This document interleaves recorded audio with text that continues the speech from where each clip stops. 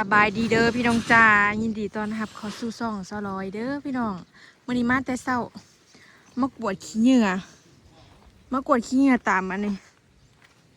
ใบมันม่วงมันหล่นเนาะมันใส่ในดินยายนี่หลายพี่น้องค่อยก็กวดจูดแล้วก็ซุ่มนั่นนั้นเป็นใบม่วงมันน่ะหลายพี่น้องอยู่สิเพียงหัวเข่าค่อยกวดไว้แต่ว่าบ่ได้จูดสิเอาใส่กระสอบไปไว้ปลูกปลูกนั่นปลูกนี่ใช่โถนะพี่น้องถ้าต้องเอาใบไม้ห้องทั้งลุมเนาะแล้วก็เอาดินปลูกเอาเพื่องใส่มันจะงามมันนะปลูกค่ะเนาะ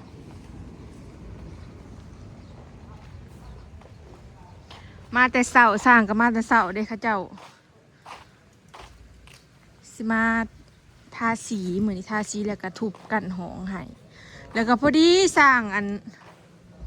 ไอรี่หายเนาะเรามาแทะกระจกล่างก็มาแต่กินกุดเมื่อเดือนหนึ่งบ่ไอ้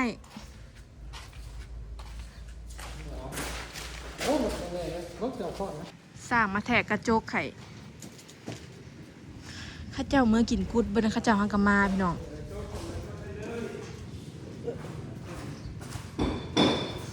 สบายดีเด้อไอ้บ่ได้ยินนะจ๊ะก็ได้นี่แหละเมื่อเล่นบ้านมวนดีบ่มวนดูเมื่อเดือนหนึ่งบ่ได้หันเนาะ3 ทิศ3 ทิศบ่พอดี3 ทิศเลยไอ้คนโตเดียวเจ้าเบอร์แล้วจะไว้ให้เราบ่เจ้าเบอร์ไว้บ่แล้วคือได้โทรมามื้อนั้นจะมาแล้วเพราะบ่แม่นมื้อนั้นจะมาบ่แม่นทิศเป็นทิศแล้วเนาะเป็นทิศแล้วเป็นทิศแล้วเป็นเมียเขาไปซองเถื่อ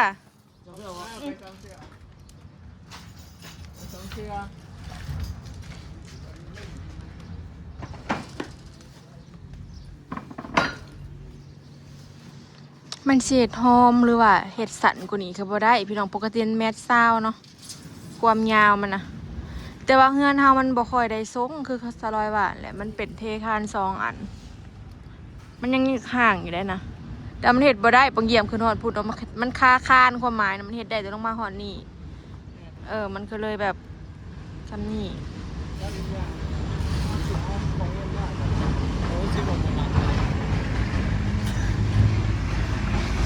เขาก็แต่งแอวมันเด้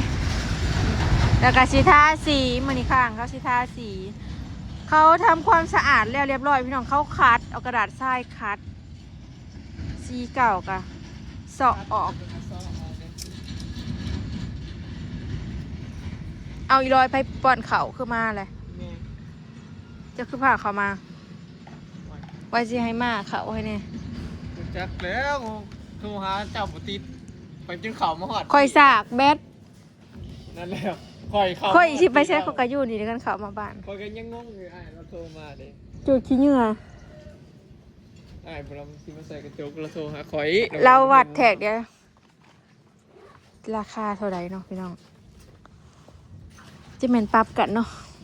อยู่หน้ากับซิมุงเมื่อฝากกินกุ้งมา3-4ลังได้ยังขาแม่นบ่ที่บ้านคือเลยกระตัวใบเมื่อกี้นี่คือเลยบ้านน้องแดงเนี่ยน้องแดงแกตู้เชฟได้วันเลยเอาตู้เชฟน่ะเท่าไหร่เนี่ยตู้เชฟนี่มันมีต่างร้านน้ำต้นน้อยนี่7,000แกได้สมัครน้องแดงเลยเนี่ยไปแจกโจ๊กไปเอาตู้เชฟได้น้ำให้กันเลยฉันมีตัว5,000กับนี่5,000บ่ซ้ำได้5,000กับ4,000กับนี่ออกไปแห้งตำลงเนาะมันใหญ่มันน้อยเด้500บ่มีบ่500เนาะใส่เงินจักมึงครอบกับชีนี่เลยกับแว่นมืดบอกเรื่องแว่นใช้เอาแว่นมืดขอบดำวะเฮาอยากได้ขอบดำเพราะสิแต่งบัวสีขาวนะมันเอาขอบสีเดียวกันกับตัวนี้เลยนี่มันจะงามฮะสีน้ำตาลนี่มันสิเข้ากันบ่มันจะเข้ากันถ้าเอาสิทาสีเทาก่อนทาสียังก็ได้ไอ้ใส่อยู่นี่มันใช่มันลายสีอยู่เนี่ย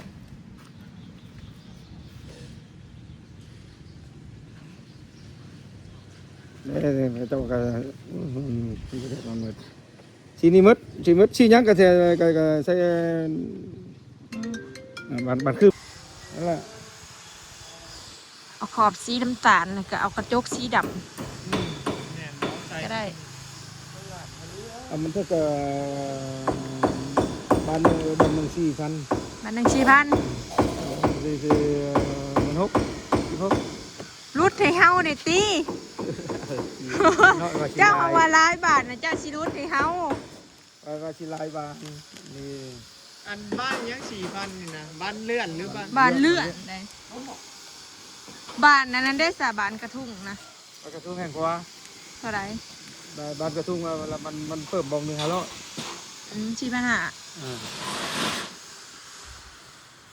แต่บ้านกระทุ่งเบิดก็ได้บ้านตู้ก็ให้เจ้าเบิ่งเมื่อกี้นี่ก็บ้านเบิด ตื่มอีก 2,000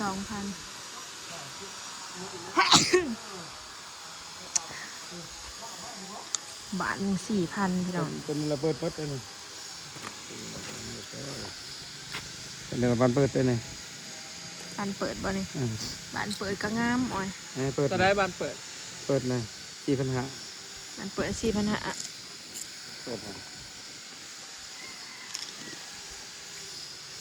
ถ้าโทรหาเรามือหน่ะก็ใช้4,000บ่ 3,000คือว่า มา รุดให้เฮาเนี่ย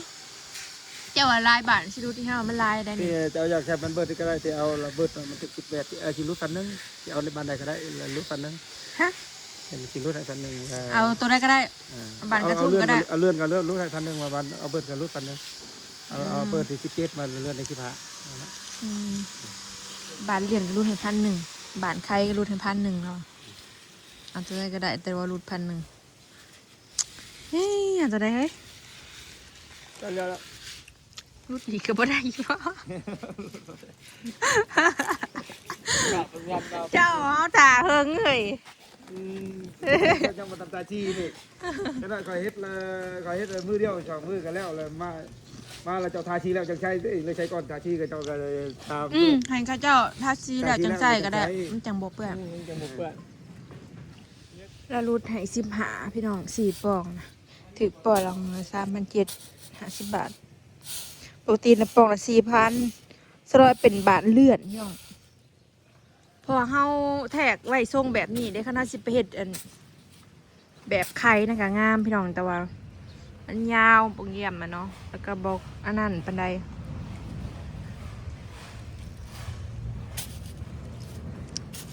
เฮ้ยสรุปเอาแบบเลื่อนแม่นบ่โอ้ยสรุปเอาแบบเลื่อนแม่นบ่นี่เอาแบบเลื่อนบ่นี่ ไม่เลื่อนเลยคือกับ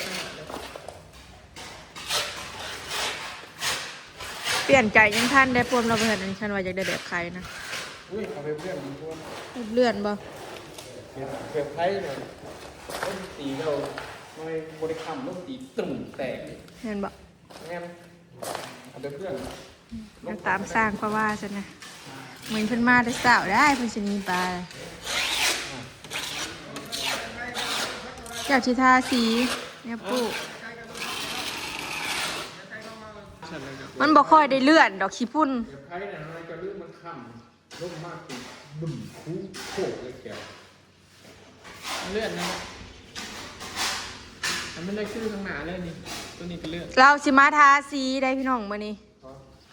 ทาสีเลยให้เฮาไปซื้อเลยบ่ ร้านไทยเลย กระจกนะทาตัวนี้ก่อนบ่ ชื่ออะไรเนี่ย เอ้าอิหยังก็เฮ้ย บานกระจกบานประตู บานประตู มันจะคุยว่ามันได้ได้ดีแล้วเพราะว่าถ้าคุยว่าเราไม่ต้องดีก็มันจะเริ่ม โอ้เดี๋ยวสิพาไปซื้อซะ แต่การตีก็แล้วอยู่ท่าก็ โอเคโอเค ปูนน่ะจ้อทั้งอันนี้ให้เฮาเนี่ยเขาอยากได้สอบมัน ปูนเขาอยากได้สอบมัน อ๋อเพิ่นเจาะตังหัวมันเพิ่นอยากได้กระสอบมันทุกคนเลยแต่แรกพุ่น เขาลืม จะไปยังของ อยากไปไหว้ปู่หมักแตงหึ ตัดเครื่องเขาปลูกไป แม่นบอกเอาเครื่องก็ได้ซะ คือเขาก็ มันง่ายได้เด้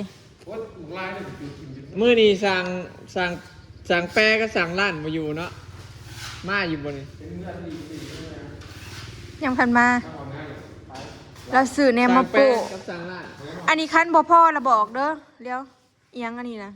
ห้อง ซี ปืน นี่ห้องปืนเพราะว่ามีของอำมาลาทางหนึ่งสิไปเอาของเรา เยอะสิแลนเราก็อยู่หน้าทำบ่พอทำบ่พอจะแจกไหม สีเขาก็เอาตัว15 ปีเบิดเลยพี่น้องแบบดี ตุ้มมาเดียว อย่าเว้าได้ทั้งน่ะสงครามทั้งในประเทศเฮือนกันบ่อย่ามาได้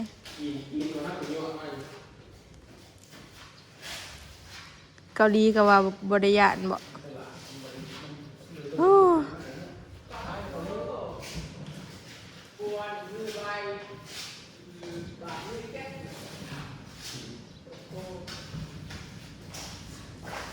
ข้าเจ้าโป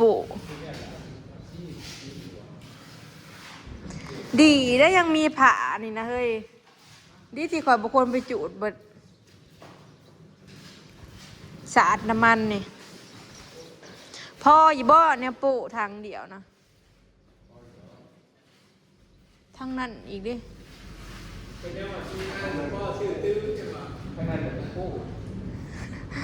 ว้าวไป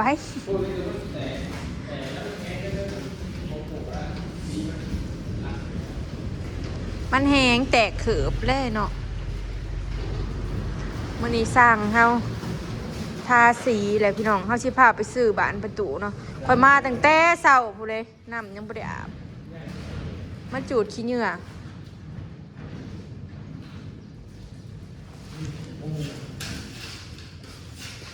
พอทุกคนไปซื้อน้ำปั่นเลยนะ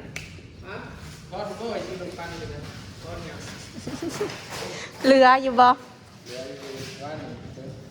เรียกไปตัวได้ บานมือสิแล้วเนาะจึงสิพากินเสื้อข้อขาด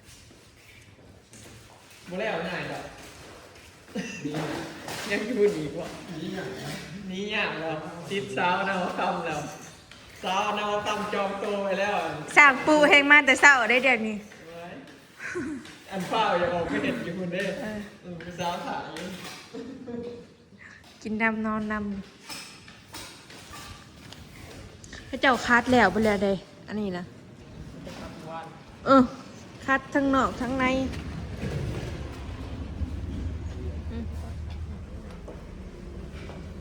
ผ่าเบิ่งพี่น้องเป็นสีท่าสางในสางท่าสี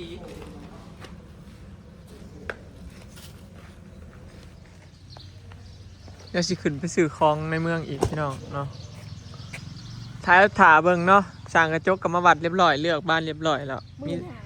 มีแต่ถาเขาเจ้าทาสีแล้วจังๆแล้วเขาเจ้ามาใส่กระจกให้เนาะพี่น้องเดี๋ยวถาเบิ่งว่ะแต่พอเห็ดมาแล้วโอ้บอยมักแพงพี่น้องงามแพงเลยที่เอาเลือกมาเนาะเลือกบ่ผิดบอยยังขักอันยังเกาะเพดานป่องนี่นะยังบ่เคยเห็นเพดานป่องจักเทื่อเนาะ ก้อยว่าจะไปหาเนี่ยมาติดแต่หาบ่ทันน้องสร้างเอาไปใส่ก่อน อย่ามันละ ก่อนสิติดปองข้างในมันน่ะกันขี้ฝุ่นกันขี้เกียมเข้าไปคิดว่า ใส่เพดานเกิดมาฮะก็เคยพอเพดานเป็นหู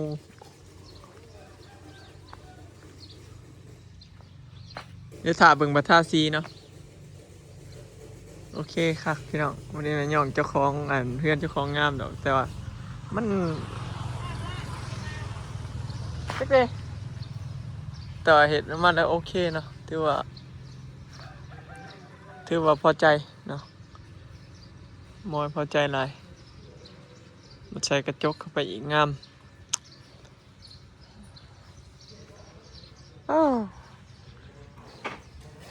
เหลือแต่นี้แหละ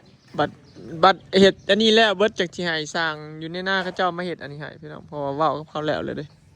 แล้วเขาว่าถ่าเฮือนนี่แล้วเขาที่เขามาเห็ดใหายอันนี้บอกแล้วบ่มีการขอเพิ่มมันเนาะเว้ากันแล้วเลยเนาะอ้าย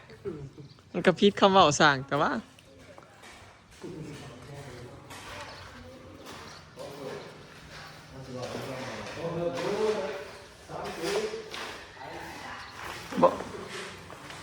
คัดขอเพิ่มเล็กหน่อยก็ได้อยู่อ๋อได้เมาหนึ่งโอ้ยคือเว้าคือเหล่าขาว เอาเหล่าขาวบ่สั่งดาวนะคอแต่3ตุ3ขวด เจ้าบ่ต้องห่วงดอกเจ้าได้ออกไปพุ่นน่ะเขาเนี่ยร้ายกว่า3ตุเขาญาติแต่เราดึงไว้บ่ให้เจ้ามือพุ่น ว่าร่างกายร่างเดียวให้เหี่ยวข้างนึงน่ะ เออ เราตีออกไปได้ว่า เราหายกินอยู่น้ำๆเลย อันเลือกไว้แล้วอันผู้ชีอยู่น้ำเล่าเลยน่ะนะเลือกไว้แล้วไปสั่งปุ๊บ่ไปสั่งดาวไปก็ได้เนาะแล้วสิเพิ่มให้บางเทื่อก็จากราคาเท่านี้แล้วก็สิเพิ่มขึ้นไปให้อีกจังซี่นะนี่บุดีเราทุ่มเบิดโตเลยให้เห็ดแล้วได้อยู่น้ำพอกเฮือน เห็ดแล้วให้อยู่น้ำพอกเนาะเอ็นบ่สั่งข้าวเจ้าว่าดีอยู่เห็ดเฮือนให้ปุ๊บได้อยู่น้ำพอกจะมีเฮือนเจ้าของเลยเป็นเฮือนเจ้าของพอกขาดแต่สั่งอันแปรกับสั่งล้านพี่น้องมือนี้เนาะมา4 คน น้ำเคยเริ่มครับน้ำเคยมา อ๋อสั่งแปรเพิ่นหับร้านเคยใหม่พอลูกพอร้านเพิ่นนั่นแหละเดี๋ยวฝากติดตามเบิ่งคลิปต่อไปพี่น้องเนาะเดี๋ยวสิขึ้นไปซื้ออันของอยู่ในเมืองเนาะเพอมีสั่งอยู่ในหน้ากับกำลังสิมุงหลังคาเนาะพี่น้องบอกว่าสิไปซื้อหลายอย่างอยู่ทั้งของมาเพื่อนนั่งนี่แน่กับเพื่อนอยู่ในหน้าแน่เนาะเดี๋ยวคลิปนี้ก็สิขอเก็บภาพบรรยากาศสำนีเด้อนะพี่น้องเดี๋ยวรอติดตามตอนต่อไปเนาะเดี๋ยวสิอัปเดตให้เบิ่งตลอดเนาะเรื่องของการสร้างบ้านเนาะก็สิได้เบิ่งกันไปทีละขั้นตอนเนาะพี่น้องอยู่เพื่อนอยู่หน้าแน่เนาะเดี๋ยวสิอัปเดตให้เบิ่งตลอดพี่น้องหลายคนก็อยากเห็นขั้นตอนเนาะบางคนก็มักเรื่องการสร้างเฮือนเฮ็ดเฮือนใช่ไหมเนาะหลายคนก็แบบว่ามักนะเรื่องการเฮ็ดเฮือนนะครับแบบพอมันไปตามขั้นตอนในการเฮ็ดเฮือนเนาะแม่นพี่น้องเดี๋ยวสิอัปเดตให้เบิ่งเนาะกับเพื่อนอยู่บ้านแน่เพื่อนอยู่หน้าแน่จังได๋ก็จะฟ้าเบื่อเลยเด้อพี่น้อง แล้วก็ฝากเบิ่งคลิปฝากเป็นกำลังใจให้เฮาในเด้อเนาะไปแล้วสบายดี